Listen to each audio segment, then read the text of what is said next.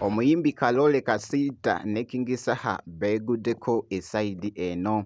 Bingenda okubeera nga nkutuusaako ku sayidi y'emu King Saha atadde etteeka ekkakali ku muwala mwenzi munnange ate Vale Music munnange abadde nga akyusa ennyimba za King Saha ng'azizza mu Runyankole. Muwala mwenzi munnange ate King Saha avuddemu omwasi akambuwadde esayidi eno. Okozesa otya bwaka wange munnange nga tofunye lokosa. Kakati nno byengenda okubeera nno nga nkuyitayitamuko mu maaso awo.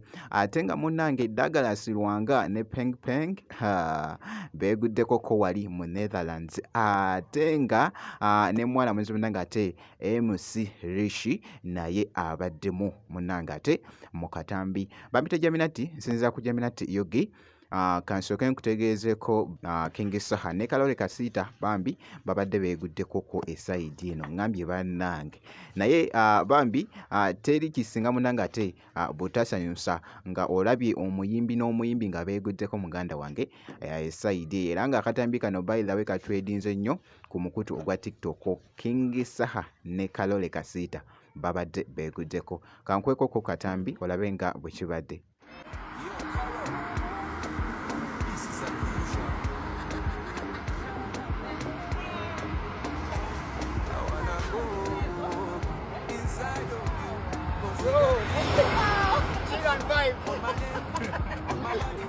Can we get a meeting on the bypass? We don't know. No, man. Everything is Kasita now. What about in your carol? Bwe kityo nno munnange ate bwe kibadde mu katambi esayidi eyo. Tugenze mu maaso wali ku update gye mbadde nkugambye nti nno King Saha avudde munnange wali n'akambuwala. Akambwayidde munnange ate mwana mwenzi munnange ate Vale Music amugambi n'amugamba lekera munnange okukozesa waaka wange nga tofunye lukusa. Mwana mulenzi ono abadde nga akyusa ennyimba za King Saha ng'azizza munnange ate mu lulimi lwe Olunyankole esayidi eyo. Kakati nno King Saha agambye munnange si kintu kirungi n'akamu ennyimba zange nzikoleredde ate kakati gwe munnange oyagala te biwedde munnange gwe jasinga okyusaamu katono. Ku update eyo era ng'ebadde etambula by the way ku mikutu egy'enjawulo bibadde bitambula esayidi eyo ku mwana mulenzi oyo Vale Music ne mwana mulenzi munnange ate King Saha nga bwabadde akambwayidde munnange ate waakawe era amugambye nti nno lekeraawo okikola muganda wange. Byebyo nno ate esayidi eyo. Katugende mu maaso wali Peng Peng Kosate ne Douglas Lwanga munnange beeguddeko esayidi eno. MC Rishi naye abaddeko ko wali nga bwe tumanyi nti nno Peng Peng muganda wange wa bigambo bingi nnyo abadde anyumyawo n'anyumya kiri n'anyumya kino muganda wange yonna gye biggweredde. Jjukira nti nno mwana mwenzi munnange ate Douglas Lwanga bali munnange ate ku Purple Party Tour era nga leero bali munnange ate sayidi eno Netherlands. Video omanyi bagamba mwe simanyi Bobi yagamba nti if they don't go to the ghetto will come to the party. Naffe twagamba mwe tuyita ku TV, the TV will come to us.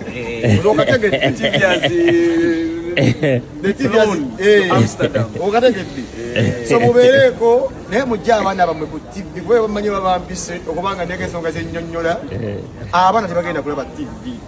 Mubateeke ebbali mpozi ono abalambuzi amazike bojja gabalambuzi official tour guide ekiro yatulaze biki ensi ye erimu emmese zezisooka n'okuluma yabadde bayita peti nga tebagisibye naye nga tulina eddagala satusazeko bannange mukisa nno gw'amaanyi twacakadde ne bakyali bangewanegulo tulina abantu abatulina enjaga tozera mubalaba enjaga empeke emukubi life nnungi nenga tulina eddagala asibanga badijja abo dijja bozokola nani odijja oyo masenamula bakoko ngaaliyo muto yakula loja samanyiyo yene baana bakola nnyo we bali babeeramu baagala nnyo Katamba mwagala nnyo. Muli aliko okuba ebyuma ono. Roger. Asula obuzito nakuba obunune emulaba yeteekateeka ennyo yeetega abakazi biraba ebintu byakola munaata ekifuba n'ateeka mu kyeyini biraba. Yabuuzizza kati akoze ki? Eh, Okuyisaamu eggaali yataddewo comment. Anti yasinga edijja asinga kati njogere ku dijja eki Suna Beeni alina ebizibu bye ebyamataka nekika mu mwami Kamonga. Mukazi we yamulekawo. Nambwayi mbizi nkugambye mwana mulenzi munanga ate penge tagwayo esayidi eyo beeguddeko ne Douglas Lwanga wamma ne kabula asala esayidi eyo bwe nti bwenkoze kakasa nti no video ogimpeera like kosa ati no kusubscribinga kasita obeera nga tonnaba.